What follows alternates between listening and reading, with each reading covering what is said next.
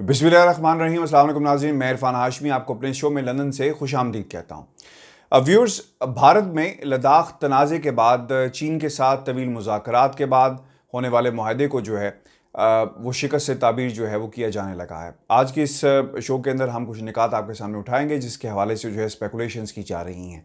पहला नुक्ता लद्दाख का मामला है और कहा यह जा रहा है कि अब ये भारत के गले में शिकस्त का तोक बनकर लटकेगा। और दूसरा नुक्ता, भारत को फैंटी लगने में पाक चीन खुफिया मुआहदों का जो है वो हाथ है। इस बात में कितनी सदाकत है, इस पर भी हम रोशनी डालेंगे। और तीसरा अहम नुक्ता, चीन और भारत के दरमियान जंग छिड़ सकती है और दोनों के दरमियान इससे पहले भी जो है वो जंगें होती रही हैं। इन तमाम निकात में आज की इस वीडियो में जो है हम तफसील से बात करेंगे। व्यूअर्स, दिफाई तज्जियाकार अजय शुक्ला का कहना है कि भारतीय फ़ौज में इस बात की तशवीश पाई जाती है कि फ़ौजी इनखला के मुआहदे का नतीजा भारतीय इलाका गंवाने की सूरत में जो है वो बरामद होगा। वो ये कहते हैं कि चीनी फ़ौजी पहले से 2 किलोमीटर के इलाके में जो है वो मौजूद हैं, जिसका भारत रवायती तौर पर जो है वो दावेदार है, काबिज़ है और वहाँ पर जो है वो गश्त भी कर रहा है। अब ये तय पाया है कि दोनों तरफ से जो फ़ौजी हैं वो 2-2 किलोमीटर जो हैं वो पीछे हटेंगे और 4 किलोमीटर का बफर जोन जो है वो कायम हो जाएगा, जो कि मुकम्मल तौर पर भारतीय इलाके में मौजूद है। सीनियर जो फ़ौजी अफसरान हैं भारत के, वो इस बात की निशानदही करते हैं कि भारतीय फ़ौजी जो हैं तारीख़ी तौर पर पेट्रोलिंग जिन पॉइंट्स पे करते रहे हैं उसमें पॉइंट 14 है, 50 है, इसके अलावा 17A है, इसमें पेट्रोलिंग जो है वो होती रही है। जबकि बफर जोन के मुआहदे का मतलब है कि अब ये इलाके जो हैं भारत की रिसाई से मुकम्मल तौर पर जो है वो बाहर होंगे। और उधर ये भी कहा जा रहा है जो भारतीय सरकार है कि चीन के पेंगोंग त्सू झील के इलाके में जो है निखला झील जो है उस पर बार बार जो है बात की जा रही है, लेकिन चीन जो है यहाँ से किसी सूरत भी इनखला जो है वो नहीं करेगा। और ये भी आपको बताएं कि इस चीन ने फिंगर 4 और फिंगर 8 के दरमियान जो है का ये जो इलाका है तकरीबन 8 किलोमीटर का जो ये इलाका बनता है और ये तमाम इलाका जो है वो भारतीय इलाके के अंदर मौजूद है। हाजिर सर्विस जो सीनियर जनरल्स हैं वो ये कहते हैं कि भारत को इस वक्त दो मुश्किलात का सामना है। एक तरफ चीन पेंगोंग त्सू में फ़ौजी मौजूदगी है और दूसरी जानिब जो है भारतीय इलाकों में बफर जोन कायम किया जा रहा है। वहाँ के यानी भारत के अखबार द हिंदू की रिपोर्ट है कि भारतीय फ़ौजी अपने ही इलाके से 1.5 किलोमीटर पीछे हट गए हैं।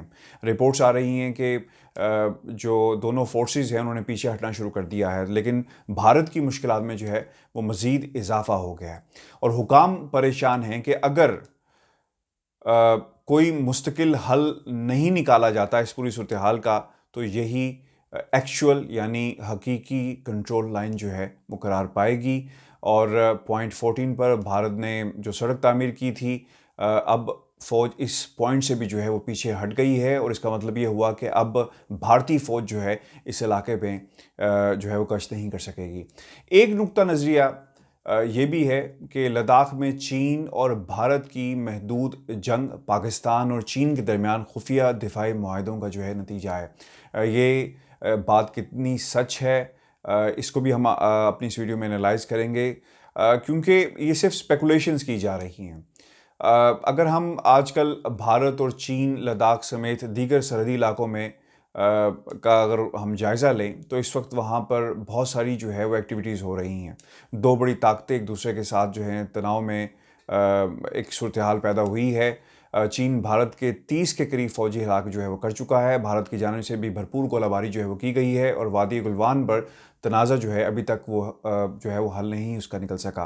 व्यूअर्स, इस सूरत हाल का असर भारत की अंदरूनी सियासत और दाखिली मामलात पर भी जो है वो पड़ रहा है। जबकि कोरोना के भारतीय मईशत पर पड़ने वाले असरात को चीन से सरहदी झड़पों में भारी नुकसान के साथ मिलाकर भारतीय वज़ीर-ए-आज़म नरेंद्र मोदी इस वक्त जो हैं बहुत ही मुश्किल वक्त से जो है वो गुज़र रहे हैं। और पाकिस्तान में मखसूस सहाफ़ती हलके जो आम तौर पर मुक़्तदर हलकों के बयानिए के तक़सीम कार के तौर पर जो है वो जाने जाते हैं, चीन और भारत के दरमियान तनाज़े में पाकिस्तान का किरदार जो है वो गैर मंतकी तौर पर फिट करने की कोशिश जो है वो करते हैं और कर रहे हैं। और इस कोशिश में वो किसी कदर भी मुल्क की वक़ार में इजाफे का जो है वो सबब नहीं बन रहे, बल्कि अगर ये कहें कि खिफ़त मोल ले रहे हैं तो गलत ना होगा। व्यूअर्स, कुछ जो सहाफ़ी हैं वो अब ये लिख रहे हैं कि सी पैक के तहत जो हैं जितने भी माहदे जो शुरू किए गए थे तकरीबन मुकम्मल होने को आए हैं। कुछ पे काम जो है वो जारी है। चीन पाकिस्तान में सड़कों का जो है वो एक जाल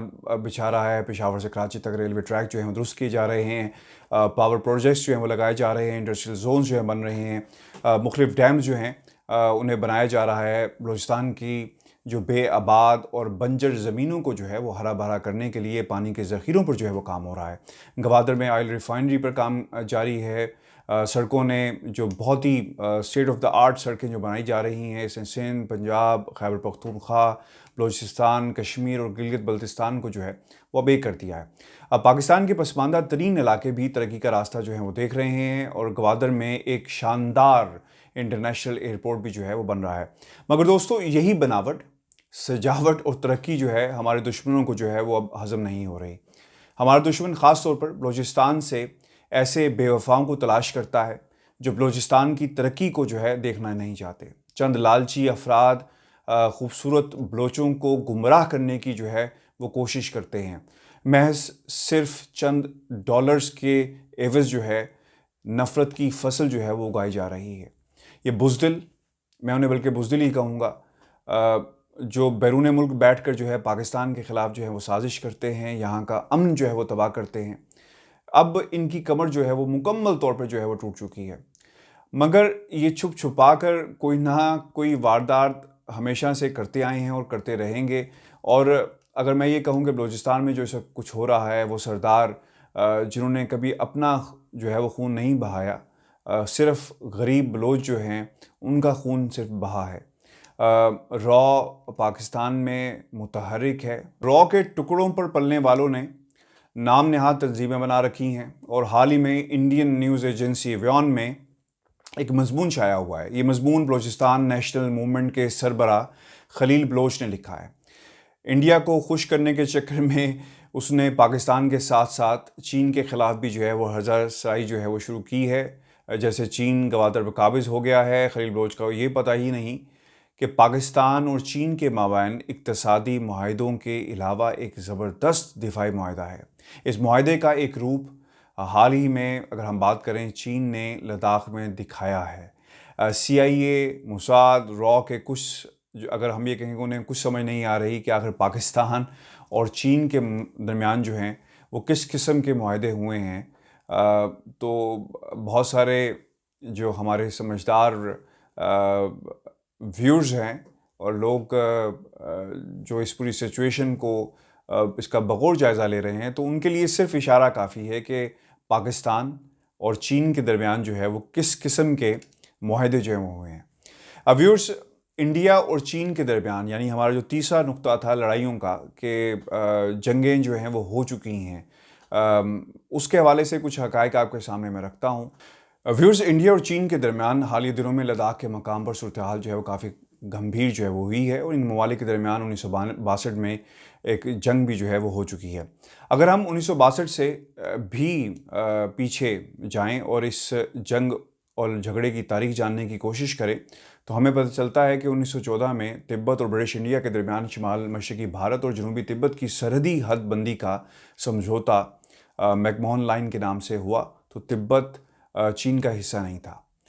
1949 में माओ तंग अवामी जमहूरियत चीन के आज़ादाना क़याम का ऐलान करते हैं, तो नई हुकूमत ने तमाम गैर मुनसिफ़ाना बैनुल-अक़वामी समझौतों का दोबारा जो है वो जायज़ा लेने का इरादा ज़ाहिर किया। 1959 में भारत ने सरहदी नक्शे शाये किए तो तिब्बत के इलाके भारत का हिस्सा दिखाए गए, जबकि इससे पहले 1948 के दिन तक रियासत जम्मू कश्मीर के इलाकों जिनमें आज़ाद कश्मीर, गिलगित बल्तिस्तान और चीन के ज़ेर कब्ज़ा अक्साई चीन भी शामिल हैं, पर भारत बिला जवाज़ अपना हक जो है वो ज़ाहिर करता चला आया है। 1950 में चीन ने तिब्बत में दलाई लामा की हुकूमत एक ख़ुद मुख्तार इलाके के तौर पर मंजूर कर ली थी, मगर फिर चीन को कहीं से मुसद्दक़ा या गैर मुसद्दक़ा इत्तला मिली कि भारतीय एजेंसियों की मदद से CIA तिब्बत में चीन मुखालिफ जज्बात उभारने के लिए दलाई लामा की मदद कर रही है।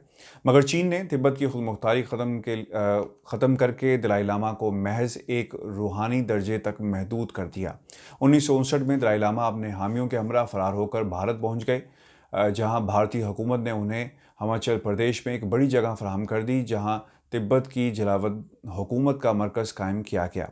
चुनाचा इसके बाद दोनों ममालिक में ताल्लुकात जो है मज़ीद ख़राब होते चले गए और फिर 1962 में चीन और भारत की जंग हुई। इस जंग के बाद भी दोनों ममालिक में छोटी मोटी झड़पें जो हैं वो होती रही, मगर 1975 के बाद हालिया दिनों में दोनों ममालिक बिलखसूस भारत का सबसे ज़्यादा जानी नुकसान हुआ है और वो भारतीय सियासतदान, फ़ौज और मीडिया जो पाकिस्तान से कश्मीर के मामले पर जो है झड़पों की सूरत हाल में नाम नहाद सर्जिकल स्ट्राइक्स का दावा करते हैं और पाकिस्तान से आने वाले कबूतर को भी जासूस करार देते हैं। चीन से जो तनाज़े की सूरत में जो सूरत हाल बनी है, हमें उनका मीडिया कोई एग्रेसिव जो है वो नज़र नहीं आ रहा, ना हुकूमत में वो एग्रेशन पाया जाता है। अगर दोनों ममालिक का मुवाजना किया जाए तो आबादी के लिहाज से दोनों ममालिक पूरी दुनिया के 1/3 पर मुश्तमिल हैं। माशी ताकत के लिहाज से चीन का दर्जा भारत से कहीं ऊपर है। 2018 के मुताबिक चीन का GDP भारत से 5 गुना ज़्यादा है। 2019 के आदाद-ओ-शुमार के मुताबिक चीन ने तकरीबन $261 बिलियन दिफा पर खर्च किए, जबकि भारत ने तकरीबन $71 बिलियन जो हैं वो खर्च किए। इस तरह भारत का दिफाई बजट चीन से तकरीबन 4 गुना कम था। फ़ौज की इफरादी क़ुव्वत के लिहाज से भी चीन दुनिया में पहले नंबर पर है। मौजूदा गर्म जो इस सूरत हाल है, अगर इसका जिक्र किया जाए तो भारत का ये कहना है कि चीन ने उनके इलाकों में दरअंदाजी की और चीन का कहना है कि भारत की तरफ से मुदाखलत हुई है। इस मामले पर थोड़ा सा अगर हम हट कर भारत के हमसाया ममालिक से ताल्लुकात का सरसरी से जायज़ा लें तो भारत की बात में ज़्यादा वज़न महसूस इसलिए नहीं होता क्योंकि भारत के पाकिस्तान से पहले ही कश्मीर की वजह से हालात जो हैं बहुत ज़्यादा ख़राब हैं और हाल ही में हमने नेपाल में जो कुछ हुआ, नेपाल ने भी अपना नक्शा जो है तरतीब दे दिया और एक सरहदी इलाके को अपना इलाका बताया, जिस पर भारतीय वज़ीर पिछले दिनों सड़क का इफ्तिताह करके आए, जबकि नेपाल का दावा है कि ये इफ्तिताह गलत है क्योंकि वो सड़क नेपाल के हदूद से गुज़रती है।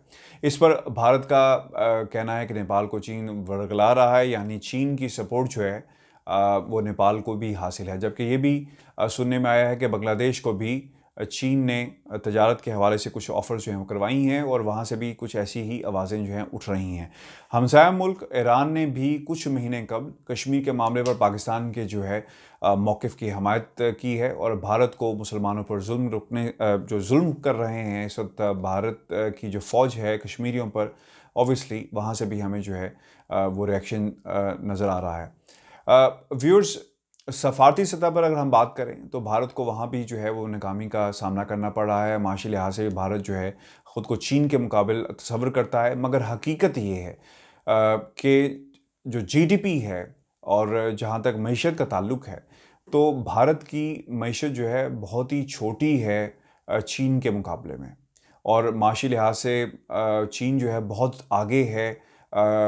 भारत का अगर हमें जो सिचुएशन है उसको एनालाइज़ करें तो सिचुएशन अब ये डेवलप हो रही है कि भारत के अंदर इस वक्त महंगाई है, कोरोना से जो है वो निपटने की कोशिश की जा रही है लेकिन कुछ हासिल नहीं हो रहा और सिर्फ़ इलाके में जो सरहदी इलाके हैं भारत के, जहाँ से उनकी सरहद गुज़रती है, वो अपने हमसाया ममालिक के साथ जो है वो एक तनाव की सूरत हाल जो है वो पैदा कर रहे हैं और कोई एक ऐसा मुल्क नहीं है जिससे भारत की जो है वो बनती हो।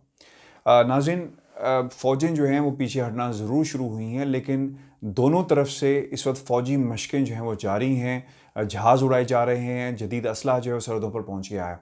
तो इन द कमिंग डेज़ हालात बेहतर नहीं हो रहे, बल्कि इम्कान है कि ये दोनों फ़ौजें हैं आमने सामने होंगी और जो तोपें इस वक्त खामोश हैं वो शोर मचाएंगी। नाज़रीन, ये हमारी आज की वीडियो थी, इसे ज़्यादा से ज़्यादा शेयर कीजिएगा अगर आपको पसंद आए और चैनल को सब्सक्राइब करना मत भूलिएगा।